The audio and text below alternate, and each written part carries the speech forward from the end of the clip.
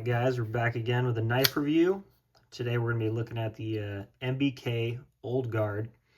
It's another knife from that same buddy that lent me that Sea Otter.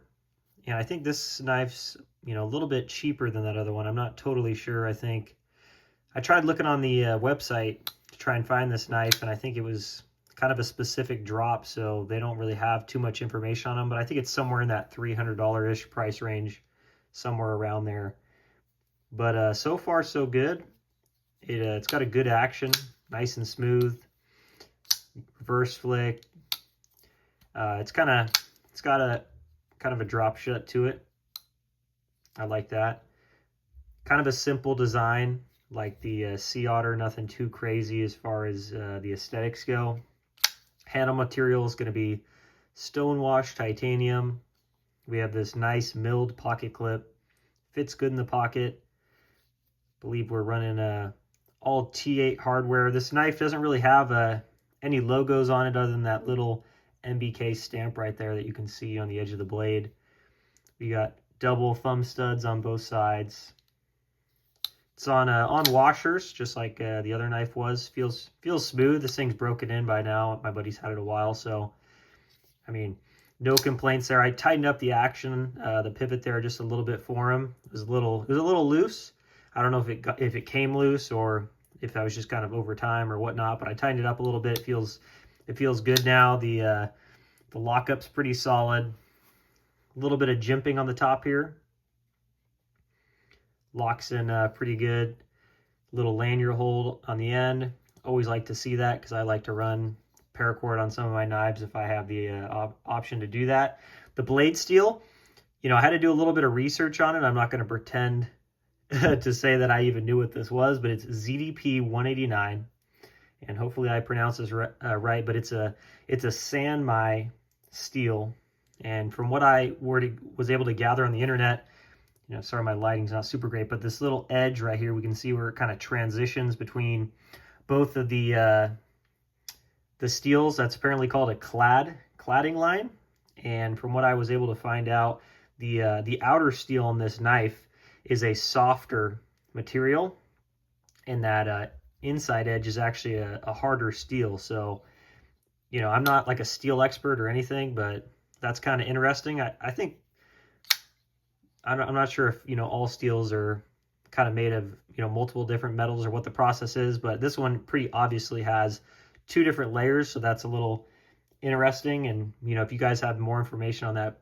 please put it in the comments, because this is definitely not something that I'm super familiar with, to be honest.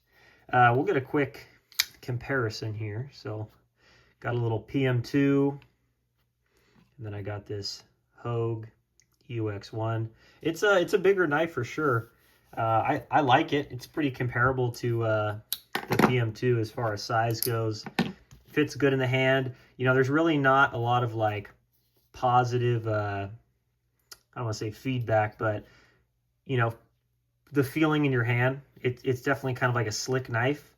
Even the jimping on the top here, it's not like super aggressive, and it kind of like the first couple notches are kind of like in line with the liners, so I wouldn't say it's as aggressive as the PM2, for example, where obviously we have all this jimping in here, and you can lock it in your hand pretty good. But I don't think it's a bad thing necessarily. I just think that's kind of a lot of the designs I've noticed, from the last two knives from MBK that I've reviewed. They're definitely going for more of that simplistic look and, high build quality and things like that. So I think, I like a little bit more stuff going on personally. But yeah, it's a liner lock. It's super smooth. I don't have any problems engaging it or disengaging it. I like when liner locks have a little something, a little jimping on the edge. I mean, this is just completely smooth, so that might be something that I would add if I had the choice, but I don't think you necessarily need it. I haven't had any problems opening or closing the knife, and you can see when you look down from this angle, there's plenty of real estate for you to grab your thumb on there. We'll get a quick measurement of this thing real quick. Let's see here. So it looks like overall is going to be maybe 8 1/4, and then blade length's probably going to be maybe a little over 3.5. But yeah, I mean, for the price, Like I said, I'm not completely sure on the price, but somewhere in that $300 range.